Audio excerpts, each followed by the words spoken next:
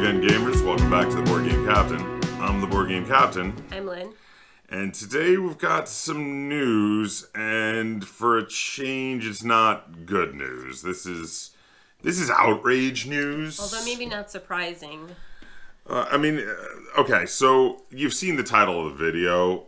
This is specifically, let's get into some details first, and then we're going to talk about how we feel about this.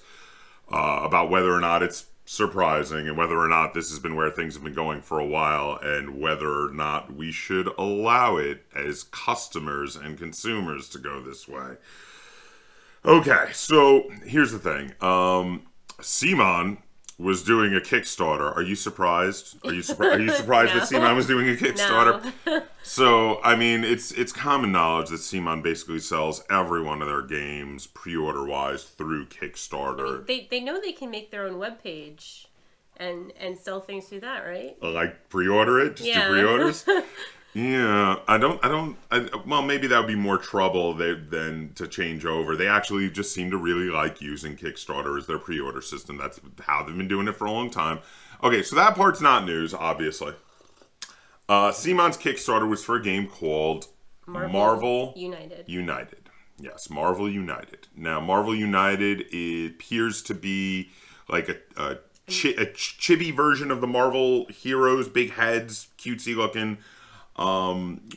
Something kind of along the lines of a Marvel version of maybe like Super Dungeon Explorer or Arcadia Quest or something like that. They pretty much make the same game over and over, just with a different theme. Sometimes it feels that way. Yeah. All right, so, okay, there's a lot of us Marvel fans out there. Marvel is huge. Obviously, they were hoping to make plenty of money on the Marvel IP, and they did. They made well over, it looked like close to $3 million, I think, when I looked at the final, which was way over their goal. I mean, every CMON Kickstarter does amazingly well. Again, this part's not news. What's news is what they pulled on people once the Kickstarter closed, once the Kickstarter ended. Yeah, so the Kickstarter just ended a few days ago. Like, it just ended. And yesterday, March 11th, they posted a update. It's, Pledge Manager is live, an expedited shipping option, ! Now, a little more background, because you're gonna need this for it to make sense. So the original stated goal for this Kickstarter was we're trying to bring it to market. We're going to bring you a whole bunch of Kickstarter exclusives, stretch goals, expansions that you pay extra for. The full, basically the whole enchilada. If you wanted the core set and all the expansions, all the extras, and all the special characters and everything, was like $200. So I mean, this was not chump change. This was a big Kickstarter. This was 200 beans to get all the stuff, all the things, all the toppings, all the lovely extras. And a lot of people, I'm sure, did that. They probably backed at the $200 level because the FOMO is real. FOMO is real, and it cuts deep, and that's what CMON banks on. So their stated date of delivery was March of 2021, so March next year. So up until this point, this all seems fine. Then they release this update. Pledge Manager Live expedited shipping option. Now, I'm going to skip along to the expedited shipping option because this is the newsworthy bit. And we'll probably put a screenshot up. Yeah, I'm going to put one up here. So you could read it. The campaign is over, but we still have a post-credits scene with a twist. To present our backers, we are offering all backers the option to choose 2-wave expedited shipping for their pledges. By selecting this option, we will separate your pledge into 2 shipping waves. The first wave will contain only the Marvel United core box, however many copies that you get. And it is estimated to deliver around August 2020, about the same time as the Marvel United core box goes to retail. Now that's the buried bit. Yeah, it's buried in the middle of the paragraph after a comma. Then, the second wave will contain everything else in your pledge, including the box of stretch goals and all optional buys, and it is estimated to deliver by March of 2021. Of course, by separating the shipments, the total cost of 2 different shipments will be charged. So by selecting this option, you should notice an increase in your shipping cost.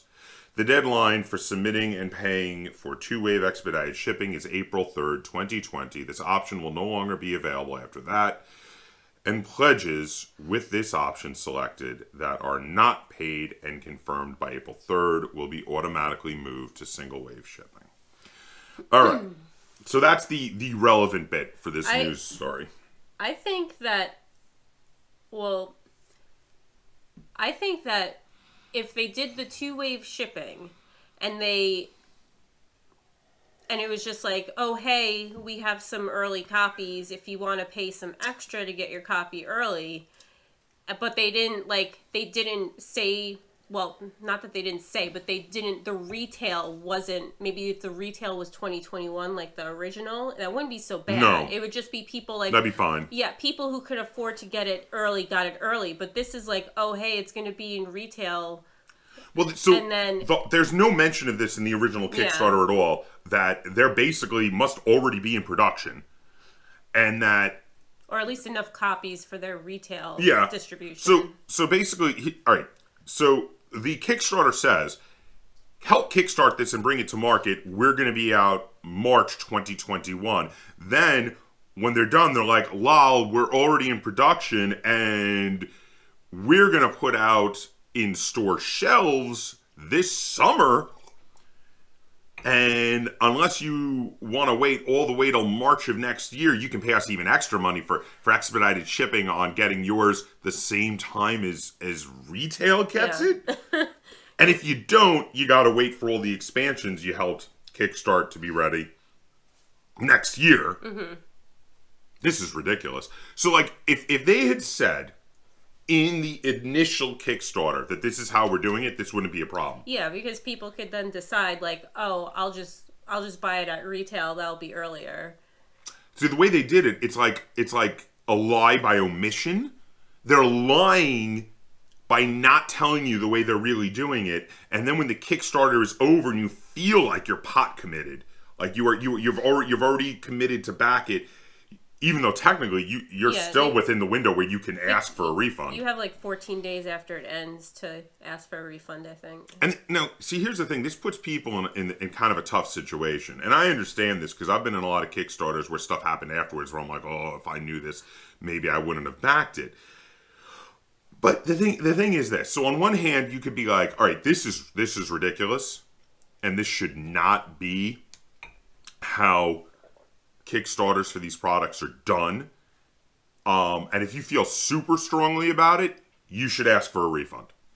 Bottom line. Mm-hmm. If you're like, this is terrible, I feel lied to, I don't want to have to spend, I'm already spending $200 plus shipping, and now they're like, give us even more money, or everyone else in the world is going to get the game that you paid to produce 6 months early. It's even more than 6 months, isn't it? It's like 8 months or something. It's like 8, because it's what? It's August to March, right? Yeah. September, October, November, December, January, February, March. 7 months. 7 months. 7 months early. That's close. Yeah, we were both close. We're on either side. So, basically, pay us extra money for expedited shipping of your core set, or you're going to be 7 months behind the people who can just buy it at the friendly local game stores around the corner. That is ridiculous that they didn't tell people ahead of time that this was happening. It feels like a total bait and switch. It feels like they're extorting people after the fact. Well, the only way they're going to stop pulling these kinds of things is if people stop backing them on Kickstarter. Right. Well, that's the bottom line. So CMON, and okay, so we've got a few things to talk about with this. So first off, yes, if you feel totally lied to and that this is like an affront to your very being, get a refund before it's too late. Get a refund. Be like, I do not support you doing business this way, CMON. You have really betrayed my trust. I want a refund.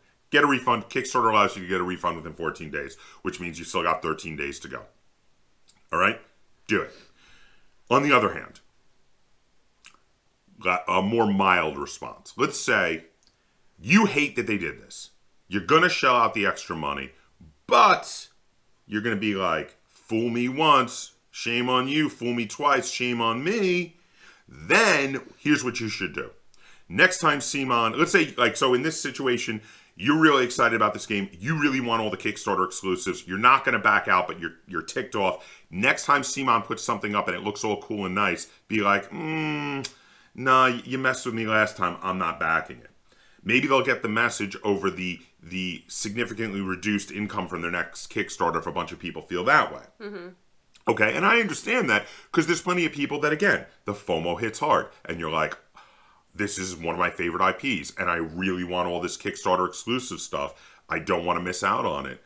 And I get that. But most of the time, don't the Kickstarter exclusives end up in retail stores anyway? No, not always. So if a retail store does like a retail backed Kickstarter, they might be selling it. But like a lot of the CMON stuff, CMON is infamous for doing literally Kickstarter exclusive content. Not Kickstarter first and we'll do it later, but Kickstarter stuff that then never comes out in stores. Is it just minis usually? It's in this case, it's full on expansions and minis, and also exclusive minis of other heroes from the Marvel universe. So if they were heroes that you really wanted to get your hands on, I get that, and I'm not judging you if you're not getting a refund. Don't think I'm thinking that way. I understand how that can be. They were kind of like, they were tricksy about it. They were very tricksy about it. And I mean, if you're still super hyped for the game. Yeah, we get that. But then you should definitely think twice about backing future products. Now, the final thing I want to talk about in regard to this is for CMON. This is a terrible way for you to do business. I'm saying this like CMON actually watches my videos. So this is a terrible way for CMON to do business. Here's the thing. You've got a company, CMON, who has literally built up their entire sales model around Kickstarter. I mean, that's all they do anymore. Yeah. Every one of their games is Kickstarter, Kickstarter, Kickstarter. We're going to get it out through Kickstarter. And then they did something that hopefully should be heard throughout the gaming community, where they've basically totally screwed over their core fan base, the people who kickstart their games, with a bait and switch, with a lie by omission during the campaign. They totally decided to screw them over in favor of the retail sales, which makes no sense to me, again, since their entire sales model is through Kickstarter. The people they should 100% be looking to appease, looking to keep happy, are the people who kickstart every one of their frickin' projects. Well, if you throw extra money at them, you can get appeased, but you gotta pay for it. Yeah, but that's what I'm saying. Yeah. And that's not right. That's not right. It seems obvious that they had some games close to finished production.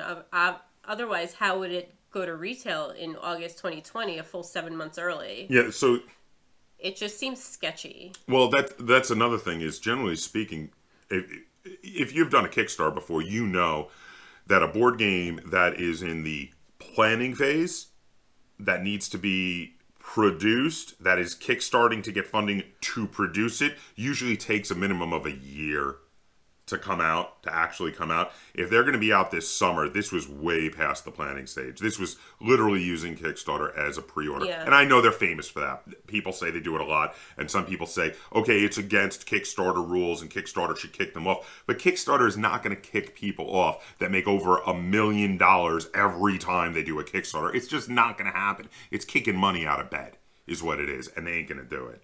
They're not. Kickstarter is not stupid. They know which side their bread is buttered on. So the only way they're going to do it is if their Kickstarter stop making money. And that comes down to you and me not putting money into their Kickstarters. And I do wonder how many people won't do the expedited shipping, but then will buy a retail copy and then maybe sell their copy when it eventually comes, on eBay or something. You know what the problem with that is?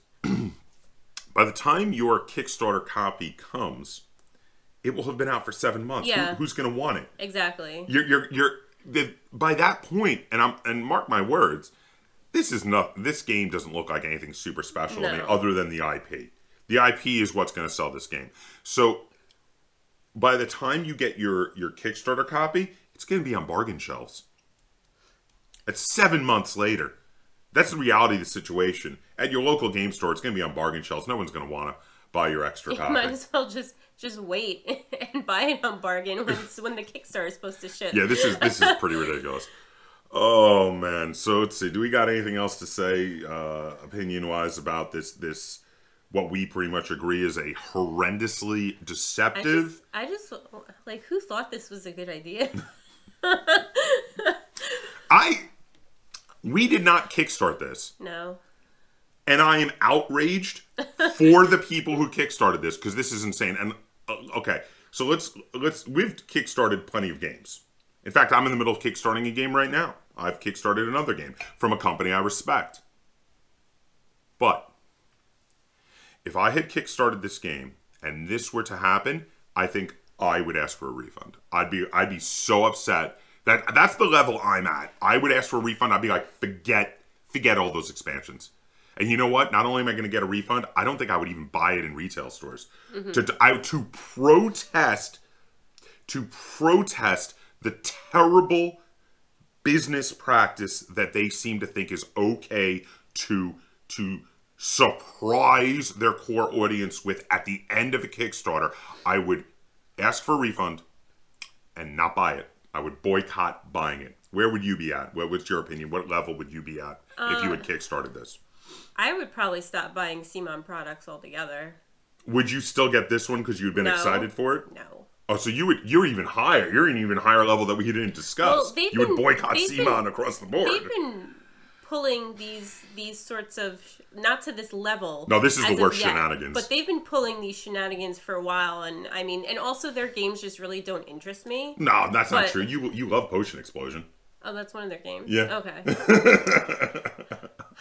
Well, they've been pulling stuff like this for a while, and it's just like, I've just been side-eyeing it for a few years, and this was when I was like, Yeah, I had already been avoiding their Kickstarters, but still sometimes getting their games at retail.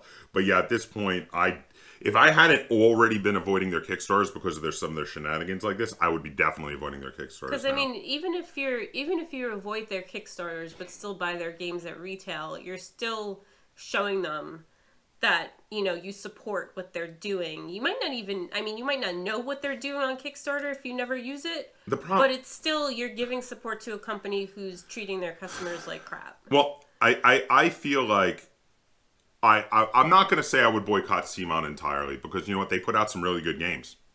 That's bottom line. But I will definitely refuse to kickstart their stuff at this point. And I think that's the message I'm going to send. I'm going to be on a wait and see with their stuff. And if the game is good, it shouldn't need all those Kickstarter exclusives to be good. It should be good on its own. Yeah. So if I wait and see and a game is phenomenal, like plenty of the other games of theirs we've bought after they were Kickstarted, like Blood Rage or what is that? Arcadia Quest or Potion Explosion. You know, any of those other games that they've put out that we had gotten later, if I were to wait and see and say, okay, that is a good game and I want it in my collection, I'd still buy it. I'm definitely not going to kickstart any of their stuff after seeing the route they have taken. They would have to really come back, not just not doing this one thing anymore. They would have to come back before their lesser shenanigans at this point to convince me, you know, in regard to their business practices. They would have to do a total about face of all the shenanigans they've been pulling for me to consider kickstarting their games at this point. I definitely will be avoiding them on Kickstarter. Just like make a website, guys. You know what? How about this? How about just be honest with your customers? Yeah. How about that? How about just be honest? Just be honest. All right, well, that's our opinions. Anyway, that's Lynn and my opinions on this subject. I want to hear from you guys, because this is a really weird situation. I want to know what you think. Please comment down below. Tell me your opinion on this. Tell me, did you back the Kickstarter? Is this going to affect whether or not you're going to back a CMON Kickstarter in the future? Is this going to affect how you look at the company and if you would even buy them retail? I want to know your opinion. Tell me in the comments down below. And if you want to see more news videos like this in the future, as news happens, be sure to give this video a like, share it on all forms of social media, and if you haven't already, please subscribe to the Board Game Captain. That's Captain spelled with a K on YouTube. And until next time, game on.